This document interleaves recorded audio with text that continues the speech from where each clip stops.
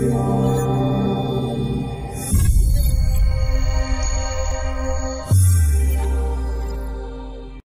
à tous, on se retrouve pour un WOD qu'on peut qualifier à double tranchant. Vous savez que vous devez le faire, mais vous savez aussi que ce ne sera pas facile. Les conséquences restent les mêmes, plus de cardio, plus de force et plus de mental. On part pour 2 tours d'échauffement, 30 secondes de pratique par exercice et ça débute avec les jumping jacks. Tenez-vous droit et venez taper les mains au-dessus de la tête en ouvrant les pieds. Une légère flexion dans les jambes et on essaie de mettre du rythme. Pour ceux qui n'ont pas la possibilité de faire des impacts, on va venir plier un petit peu les jambes et faire le même travail en gardant les jambes fixes. On poursuit avec les Active Spider-Man.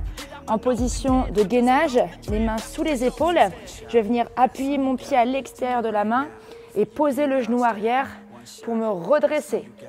Puis je viens ouvrir le bras au-dessus de la tête pour exagérer l'étirement des psoas, des abdos et de l'épaule.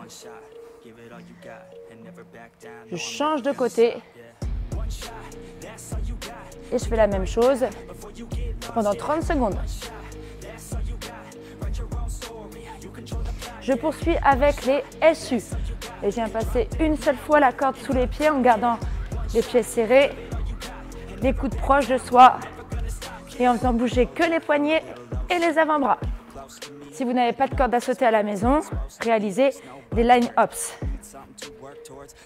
Et si à nouveau vous ne pouvez pas faire d'impact au sol, ce sera des mountain climbers.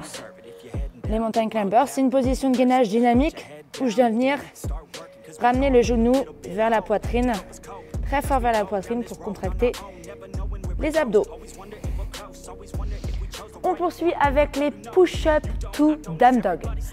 Donc, push-up, les pompes, les mains sous les épaules, les genoux au sol pour les débutants.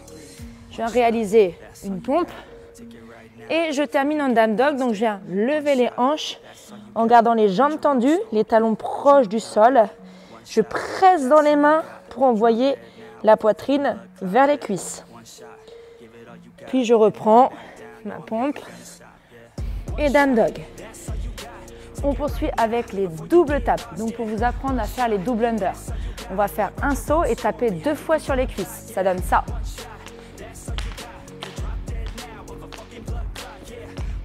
Sautez haut pour avoir le temps de taper 2 fois sur les cuisses.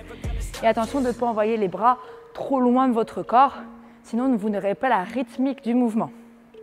Si ça reste trop compliqué pour vous, faites simplement une tape sur les cuisses, mais essayez vraiment de vous projeter vers le plafond, donc vraiment travailler votre explosivité. Si à nouveau les impacts ne sont pas possibles pour vous, des shoulder tap à la place, toujours une position de gainage en rétroversion, donc je serre les fesses, je serre les abdos et je vais venir toucher mon épaule en alterné en essayant vraiment de me retrouver bien sûr la main bien en contact au sol et avec du contrôle évidemment. On termine avec les air squats, donc les pieds largeur d'épaule, les orteils légèrement ouverts. Je viens plier les jambes pour envoyer les fesses loin derrière en tenant le buste bien droit, les genoux dans la direction des orteils, puis je tends les jambes. Je réalise ça sur un bon rythme pour être bien chaud. Aujourd'hui, ce n'est pas 1, ce n'est pas 2, c'est 7 tours à réaliser pour le temps en moins de 18 minutes avec des mouvements que vous maîtrisez pour la plupart d'entre vous, donc l'intensité sera au rendez-vous. On débute avec des overhead lunge. Il s'agit d'un mouvement de fente où on garde un poids au-dessus de la tête. Cela va vous demander beaucoup de stabilisation dans les épaules, mais aussi beaucoup de gainage. Pour faire la fente, faites un grand pas en avant de manière à avoir le talon arrière hors du sol, puis pliez les 2 jambes en même temps pour amener le genou arrière au sol. Poussez fort dans la jambe de devant pour remonter, tout en gardant le poids au-dessus de la tête, bras tendus. La charge overhead, c'est l'option ultime. Si vous peinez déjà à remonter de vos lunges, placez le poids devant vous en front rack ou ne prenez pas du tout de poids. Pour les débutants ou ceux qui ont une charge vraiment trop lourde à la maison, réalisez seulement 20 répétitions. On poursuit ensuite avec 30 DU. Donc un saut 2 passages de corde sous les pieds. Comme je vous le disais à l'échauffement, il s'agit de bondir, de sauter fort dans vos jambes pour avoir le temps de passer 2 fois la corde. Mais il faut aussi réagir sous les pieds. À peine les pieds retombent au sol, il faut déjà repartir. Vous devez les réussir minimum par 10 pour choisir d'en faire 30 dans ce WOD, parce que ça doit aller très vite. Si ce n'est pas le cas, réduisez à 20 DU ou 60 SU. Puis nous terminons avec 10 burpees, le mouvement fonctionnel par excellence. Posez les mains près des pieds, puis balancez vos jambes en arrière pour vous allonger sur le ventre.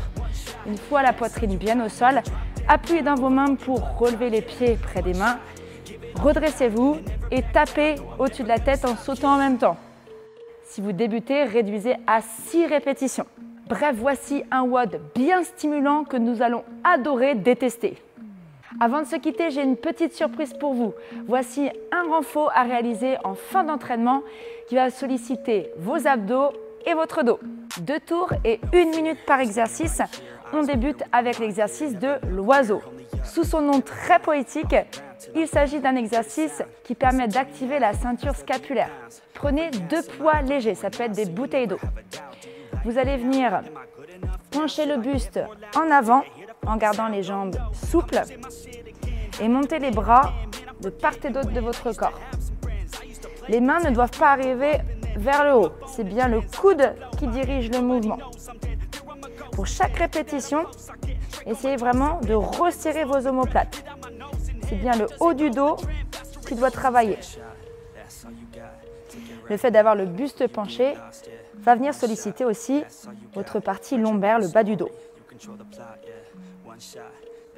Si vous vous entraînez seul et que vous n'avez pas le regard d'un coach pour vous corriger, petite astuce pour vous, c'est de vous mettre près d'un miroir pour vérifier le placement de votre dos pendant tout l'exercice. Si vous avez la chance d'avoir un élastique à la maison, réalisez à la place l'exercice du pull apart.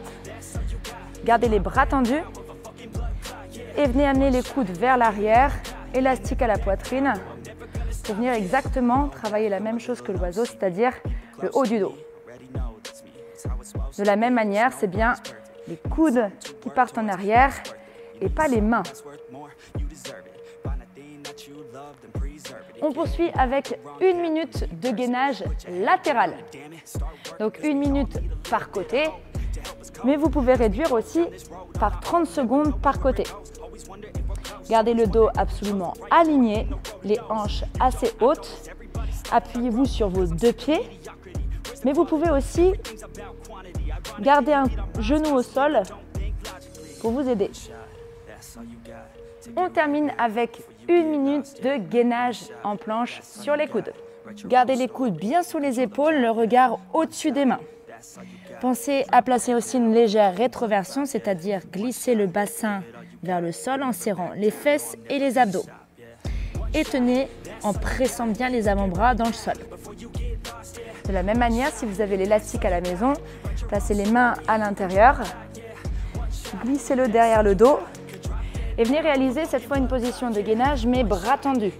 L'élastique va donner une tension qui va vous permettre d'exagérer votre gainage.